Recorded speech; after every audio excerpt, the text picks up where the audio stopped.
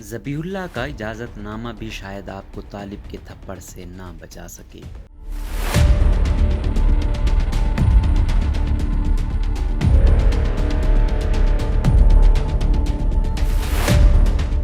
اب ہمارے کان ہر وقت فائرنگ کی آواز کے عادی ہو چکے ہیں۔ کھانے کا وہی معمول ہوتا ہے، کبھی ارد گرد کانٹے چمچ کے استعمال کرتے ہوئے کھانے پینے میں مصروف طالبان ہوتے ہیں اور کبھی غائب، لیکن بالکل غائب نہیں ہوتے، کیونکہ آپ جہاں کہیں بھی چلے جائیں سیکیورٹی اب ان کے ہاتھ میں ہے۔ ہمارے ہوٹل کے عملے میں موجود خواتین واپس آ چکی ہیں، لیکن اب وہ سب عبایا پہنتی ہیں۔ ایسا نہیں کہ وہ پہلے بے حجاب ہوتی تھیں، لیکن شاید ان کے لیے لباس شریعت کے ممکنہ قوانین کے تحت انتظامیہ کی جانب سے بنایا گیا ہو۔ ہوٹل کے باہر شدید رش جوں کا توں برقرار ہے، کیونکہ قطری سفارت خانے کا عملہ اور سیکیورٹی ہر وقت دکھائی دیتی ہے، اور لوگ اس امید میں یہاں چلے آتے ہیں کہ شاید قطر کا سفارت خانہ ان کی مدد کرے گا اور انہیں ویزا دے گا۔ لیکن یہ تو ٹرانزٹ ہے، جس کے لیے کسی اور ملک کا ویزا ضروری ہے، اور کابل میں شاید لاکھوں ایسے لوگ ہیں جو خوف سے گھروں میں محصور ہیں کہ نہ جانے ان کا کیا ہوگا، کیونکہ ان کے پاس ایسی کوئی سہولت نہیں۔ آج ہماری ایک ایسے ہی مترجم سے ملاقات ہوئی جو یہاں کے ہزاروں مترجموں کی فہرست میں بہترین شمار ہوتے تھے، لیکن وہ جس ملک کے لیے کام کرتے تھے وہ اب تک ان کو ویزا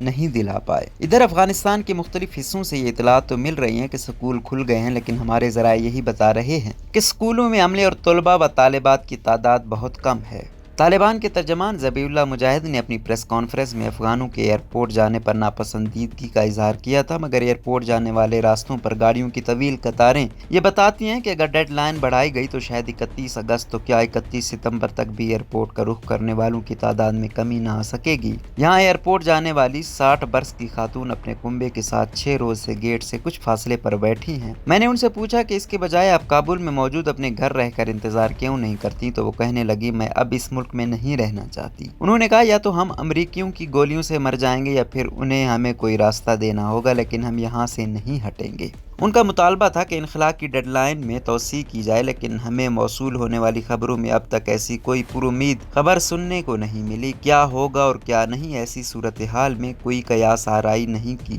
جا سکتی۔ طالبان کی پریس کانفرنس سے یوں لگا جیسے یہ طالبان کی دوسری نہیں بلکہ معمول سے چلتی آ رہی پریس کانفرنسز کا حصہ ہے۔ ہاں، ایک نئی بات، ایک افغان خاتون کا پریس کانفرنس میں موجود ہونا اور بہت سے پاکستانی صحافیوں کا پہلی بار طالبان کے ترجمان کی پریس کانفرنس میں شریک ہونا تھا، اور باقی سوال تو تھے ہی، لیکن سب سے اہم سوال وہی کہ ہمیں آزادی سے کام کیوں نہیں کرنے دیا جا رہا، تو جواب ملا نہیں، آپ کام کریں۔ پریس کانفرنس کو ابھی 24 گھنٹے نہیں گزرے تھے کہ ہم بین الاقوامی صحافیوں کو ایک آف دی ریکارڈ ٹاک کے لیے بلایا گیا، لیکن ایک بات مجھے دونوں نشستوں سے پتہ چل گئی کہ اگر آپ کے پاس ذبیح اللہ مجاہد کا دیا گیا اجازت نامہ ہی کیوں نہ ہو، آپ یہاں آسانی سے کام نہیں کر سکتے۔ جب میں پریس کانفرنس میں ترجمان طالبان کی یقین دہانی سن کر باہر نکلا تھا اور جھٹ سے کیمرہ نکال کر ایک تصویر لینی چاہی تھی، تو ایک طالب سیکیورٹی اہلکار نے ایسا کرنے سے صاف منع کر دیا۔ خیر، یہ تو کئی دن سے ہوتا چلا آ رہا ہے، لیکن آج جب ہم جلال آباد روڈ سے 3 گھنٹے لگا کر ایئرپورٹ پہنچے تو